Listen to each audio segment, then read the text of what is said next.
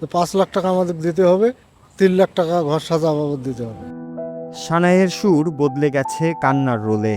রংপুরের বদরগঞ্জের দামোদরপুর ইউনিয়নের আকাশ বাতাস আজ ভারী হয়ে উঠেছে এক অভাগা মেয়ের বুক ফাটা আর্তনাদে। পুরো বাড়ি জুড়ে ছিল আলোর রোশনাই, আত্মীয় স্বজনদের কোলাহল, কিন্তু সব আনন্দই যেন চাপা পড়ে গেছে এক নির্মম বাস্তবতার কাছে। কোণে সাজে সজ্জিত মেয়েটি ঘন্টার পর ঘন্টা অপেক্ষার প্রহর গুনেছে, কিন্তু যৌতুকের লোভী হাতগুলো কেড়ে নিয়েছে তার জীবনের সবচেয়ে বড় স্বপ্নটি। বর এলেন না টাকা না পাওয়ায়, আর তাই যৌতুকের আগুন যেন পুড়িয়ে দিল সব। যৌতুকের অভিশাপ যে একটি পরিবারের সব স্বপ্নকে এভাবে চুরমার করে দিতে পারে তার জলজ্যান্ত প্রমাণ এই ঘটনা। কনে সুইটি খাতুনের বাবা শাহ আলমের অভিযোগ, তার মেয়ের সাথে বিয়ে ঠিক হয়েছিল তারাগঞ্জ উপজেলার হারিয়ারকুঠি ইউনিয়নের হাসিম শাহের ছেলে মিলনের সঙ্গে। বিয়ের আগে দেওয়া হয়েছিল প্রতিশ্রুতি, কোনো যৌতুক দেওয়া নেওয়া হবে না। কিন্তু বিয়ের দিন সকালে হঠাৎ করেই সেই প্রতিশ্রুতি যেন পরিণত হলো এক নিষ্ঠুর প্রতারণায়। বরপক্ষ দাবি করে বসলো 8 লাখ টাকা এবং দামি উপটোকন। মানে কালকে আমার মেয়ের বিয়ে, কথাবার্তা আগে থেকে চলে আসলো। এখন সমস্ত কিছু রেডি করছি আমি, রান্না বান্না সব রেডি। হুট করি ওখান থেকে কথা আসলো ওখানে হবে না। কেন হবে না? আমার কি দোষ? ওরা এতদিন থেকে যাওয়া আসা করলো, দেখলো, কথা দিয়ে গেল।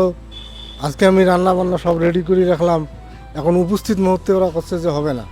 কেন হবে না? পরে লোক মাধ্যমে তারা বলছে যে 5 লাখ টাকা আমাদের দিতে হবে, 3 লাখ টাকা ঘর সাজা বাবদ দিতে হবে। এই মোটা হলো 8 লাখ। এই অবস্থায় ওরা এখন পর্যন্ত আছে। আমি এখন এর সুষ্ঠু বিচার চাই। আমার মেয়ে যে সে তো প্রথম তার বিয়ে, তার তো আর আগে বিয়ে হয় নাই যে তারা বিয়ে এই কারণে হইল না। আমি এখন ওই মেয়ে নিয়ে কোথায় যাব? আমার তো মান সম্মান সব শেষ করে দিয়েছে তারা। হলুদও মাখাইছে তাদের, মানে নামান দিল, হলুদ মাখালো, এখন বলতেছে উল্টো কথা, বিয়ে করবে না। তো নামান দেওয়া হয়েছে, ওরাও দেশে আমরাও দেশে দেওয়ার পর সমস্ত হওয়ার পর দিন অনুষ্ঠান হয়েছে, এখানে এমজাম করা হয়েছে, আত্মীয় স্বজন দাওয়াতও দেওয়া হয়েছে। দেওয়ার পর সন্ধ্যের সময় আসবে ওরা বিয়ে নিতে, পরে আইসেন না, পরে শুধু মাহরুম হয়ে গেছি। একটা এই জীবনে আমাদের হয়নি। সামনে 12 তারিখে বিকেলবেলা আসতে চাচ্ছে, যে বিকেলবেলা তাড়াতাড়ি গাড়ি পাঠিয়ে দেন, আমরা যাব। অপেক্ষা করতে করতে আমাদের রান্না বান্না সব শেষ, আত্মীয় স্বজন খাইতেছে।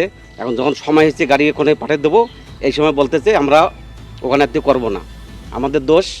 তখন আমি চলে গেলাম বকরাহাজির বাড়িতে, যে বললাম দোষ দেখিতে বাড়িতে ঘর ছাড়ি সবাই। তারপরে অন্য লোকের মাধ্যমে বলতেছে 5 লাখ টাকা যৌতুক আর 3 লাখ টাকা আপনাকে দিতে হবে ঘর সাজানো, মোটে 8 লাখ টাকা। যদি দিতে পারেন তাহলে ছেলে আসি নিয়ে যান, আর দিতে না পারলে আপনারা চুপচাপ বসে থাকেন, আপনাদের ঘরে আত্মীয় করবো না। বিয়েটা প্রায় 1 সপ্তাহ থেকে আলোচনা চলছে। ছেলের বাপ এবং ছেলের গার্জিয়ানেরা সবাই আসছিল, আসি এখানে দেখি শুনি খাওয়া দাওয়া করে তারা দিন তারিখ ঠিক করে। তার দিন তারিখ ঠিক করার 2 দিন আগে আমরা নামান টামান সমস্ত কিনে হয়েছি। এখানে ওদের পক্ষেও বদরগঞ্জে লোক আসছিলো, আমাদের পক্ষেও লোক গেছিলো।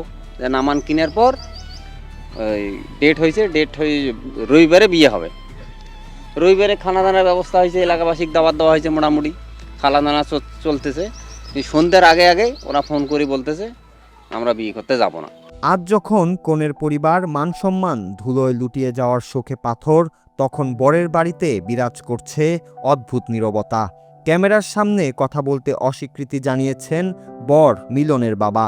শুধু আড়াল থেকে মুঠোফোনে দাবি করেছেন যৌতুকের অভিযোগ মিথ্যা, বরং তার ছেলে নাকি বিয়ে না করার ভয়ে বাড়ি থেকে পালিয়ে গেছে। আমি তো বলছি যে ওরা সম্পূর্ণ বানোয়াট, আমি একটা টাকাও চাই না।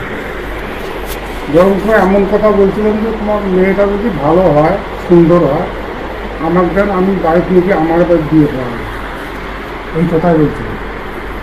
তোমার চুনো খরচ করে বলছিলাম, তার যখন পরিবেশে আমি এটি তো আমার ক্ষতিপূরণ চাইবে, কিন্তু তারা তো ঝামেলা ভালো লাগে। লোভের আগুনে পুড়ে যাওয়া এই পরিবারটি বিচারের আশায় দাঁড়ে দাঁড়ে ঘুরছে। তাদের সম্মানহানি আর প্রতারণার শিকার হওয়ার ঘটনায় তারাগঞ্জ উপজেলা প্রশাসন ও পুলিশের কাছে লিখিত অভিযোগ দায়ের করা হয়েছে। অভিযোগটি পেলাম, আমরা চেষ্টা করেছি আমরা চেয়ারম্যান সাহেবের কাছে পাঠিয়ে দিয়েছি। আশা করছি যে এটার একটি সুষ্ঠু সমাধান হবে। যেহেতু এটি একটি সামাজিক বিষয়, আমরা সামাজিকভাবে এটি প্রতিহত করি। আইনের কঠোর চোখকে ফাঁকি দিয়ে এখনো সমাজের রন্ধ্রে রন্ধ্রে লুকিয়ে আছে যৌতুক নামের এই দানব। মিলনের মতো লোভী পুরুষদের নিষ্ঠুরতার শিকার হয়ে বারবার বলি হচ্ছে নিষ্পাপ নারীদের জীবন। প্রশাসনের পদক্ষেপ কি পারবে যৌতুকের এই অন্ধকার সমাজকে আলোর পথ দেখাতে, নাকি আরও একটি মেয়ের স্বপ্ন এভাবেই ধুলোয় মিশে যাবে? Bangla TV news desk.